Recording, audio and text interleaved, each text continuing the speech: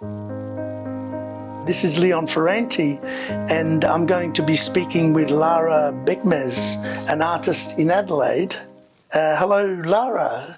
Can you tell us a bit about yourself and your art? Hi, Leon. Thanks for having me. I'm a landscape architect and a digital artist. I enjoy brainstorming and creating digital designs. Yep. My love for making digital arts began when I was in university, and the interest led me to explore 3D design programs. In university in Adelaide or somewhere else? Back in Turkey. Yeah. What university was it? It's Ege University. Okay. I studied Bachelor's of Landscape Architecture. Okay. This interest led me to explore the different CGI programs. Do you belong to any art groups? I mean, you might just be doing art on your own, but tell us about any art groups you might belong to and the role that it might play. I focus on digital art, but I wouldn't necessarily tie myself to a specific digital art group. My creativity is largely fueled by electronic music and digital themes of science fiction, particularly the intersection of utopia and dystopia. Okay. And the concepts often drive the direction of my work and help me to explore new mediums. And do you work out of a studio or a room or anywhere in particular? Yeah, I work from home. I always think about my works when in the daily life. Yeah. When I was going to work or just watching movies or listening music. Yeah, it can influence my work. Wonderful.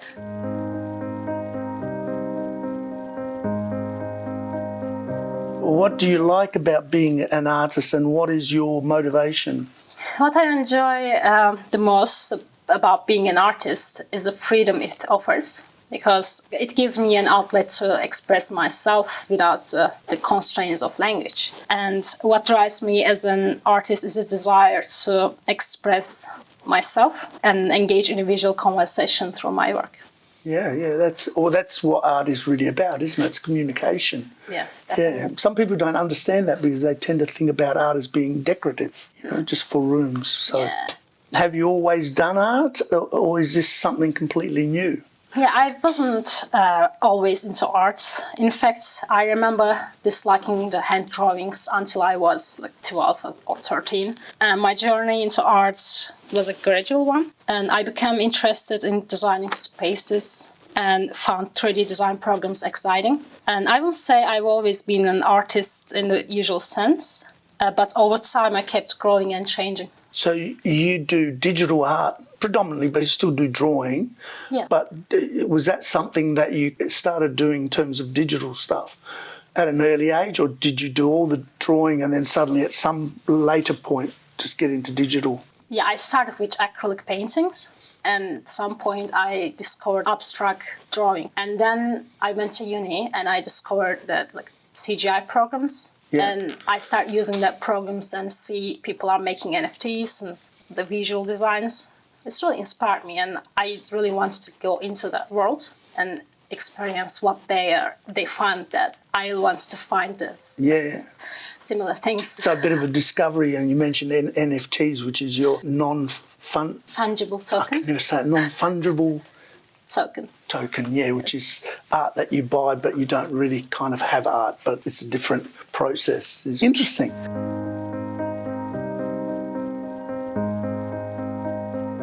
Have you studied art, and is that important to you? I mean, you've mentioned a few things already, but maybe a bit more detail. Yes, in a way, I studied art because through not the traditional sense, but I studied landscape design and architectural classes in university. And I also learned about architectural design history and took an online courses called Architectural Imagination by Harvard Uni. Yeah. And these studies were really important to me because they focused on presenting the unpresentable. And this idea has greatly influenced my work and design process, especially knowing where to start and when to finish. That's the piece amazing. Of work. Yeah. At some later stage, I'd like to talk to you about presenting the unpresentable, because that would be fascinating. Do you have a philosophy, and does it show in your art? My philosophy revolves around navigating the edges between the reality, like physical reality, and the digital space, and between the what's real and what's perceived. Okay, yeah. I enjoy merging elements of architecture and digital artistry. For instance, in my piece called Wetland, I manipulated the image data of Katy Danta, Lake Eyre. They're one of Australia's largest wetland. Oh, okay. Salt Lake. What was the name again? Lake Eyre. Lake Eyre, yeah. Lake Eyre, yeah. Sorry, I just wanted to make sure we understood this one. Yeah. And in another work, I envisioned a city square for Asimov's Terminus City from his Foundation novel. Yeah. My philosophy definitely influences my work. I am always seeking to blur the lines between reality and digital creation. So you're doing a lot of research and discovery and sort of blending in your ideas with what you're finding. Yes. Yeah, wonderful.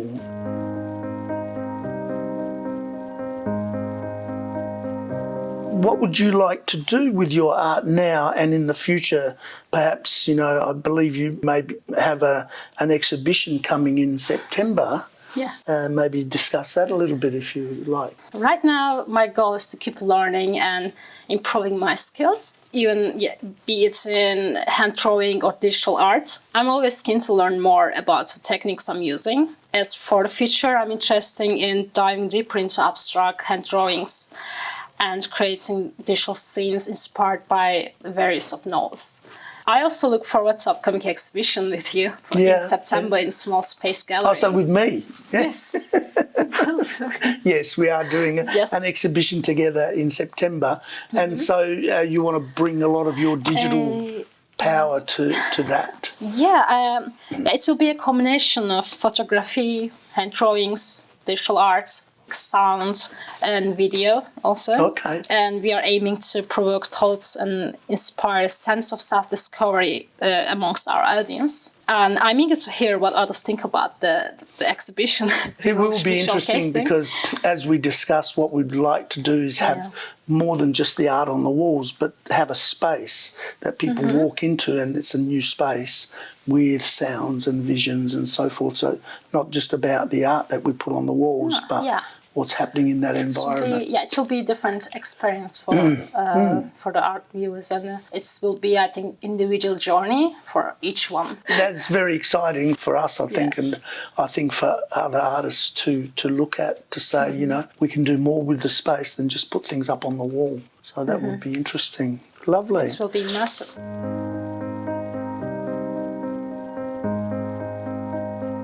What would you like to see for children in terms of art development, facilitation and access? Are there any ideas on that?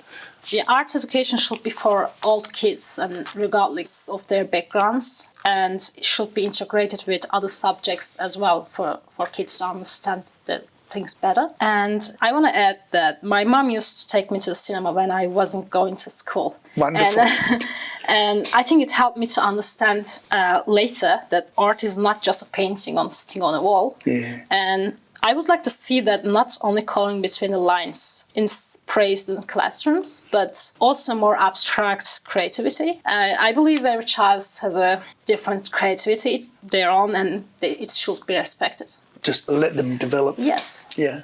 I'm glad you brought in movies because I've been watching movies since I was very little and I can't do without them. It's a beautiful fantasy world or documentary or realism or whatever, and it's another place that you can go to and draw inspiration that is not, as you say, it's not really pushed to the kids to allow them to explore that. Art is very static, very still, And what are your strongest influences and favourite subjects or mediums or materials that you use? I get inspiration from many places, and I found some digital artists like Beeple and Vector 3R0 are really inspiring. And I'm also inspired by anime, sci-fi movies, and fashion clips. And real places like city squares and gardens are also can spark ideas. They help me think outside the box. And another key source of inspiration is the generative art, which art's made from algorithms. As for my tools, I mostly use digital tools,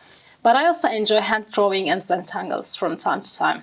All these influences and techniques come together to help me create my art today. That's great.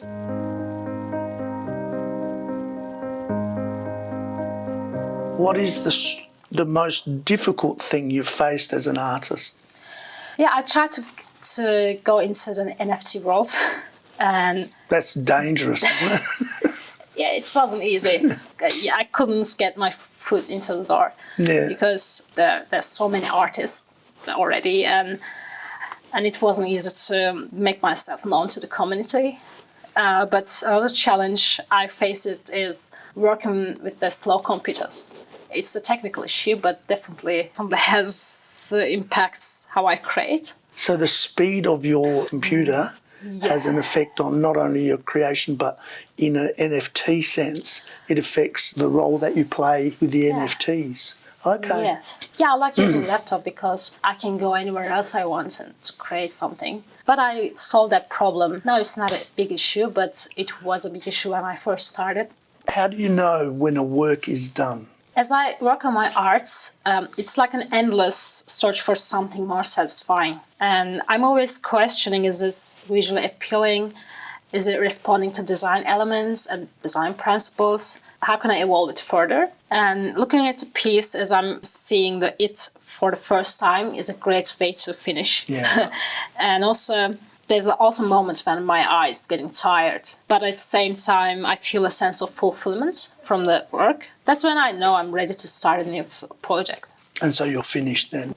In a creative process, yes. But if you look from the artist's journey from beginning to end, there's a process with NFTs where I should put my work into a digital platform. I should arrange the size of the project, and I need to open my wallet, like digital wallet. I'll put my work in it, and I will type a price or not a price, just open bid. And of course, the networking process is continuous process. So you're basically selling your work now, even though you're finished, you're still not finished the process with that work. It's still continuous process. And I also like to get feedback from other digital artists because it's a very large platform. Maybe I can see similar the designs in other artists' works, and I can message them. That's interesting because now you're kind of collaborating with other people in that platform. Yeah. And so would it ever make you want to maybe change your artwork that you've done and put it up and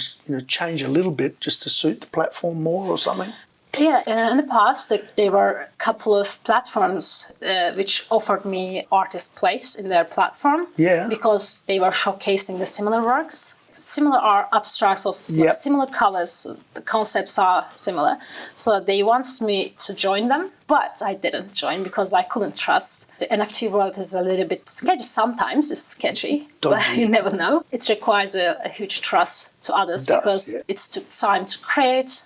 And I need to trust the platform I'm uploading my work. There are big platforms like Foundation and Rarible I can trust. A couple of my works on Rarible right now. But other platforms which they have concepts in their websites, I found hard to trust them. It's an interesting alternative, isn't it, in comparison to exhibiting in a gallery or something else? Yeah, because in a gallery I can see physically, we can see each other, we can talk, and I don't have to show my address or my individual. You don't have to go through that ID process, Yeah, it's a serious information, like credit card informations I need to put on there. Yeah, it's not easy if it's in digital. If I want to say, this work is done. Thank you very much, Lara, for sharing your story and ideas with us today.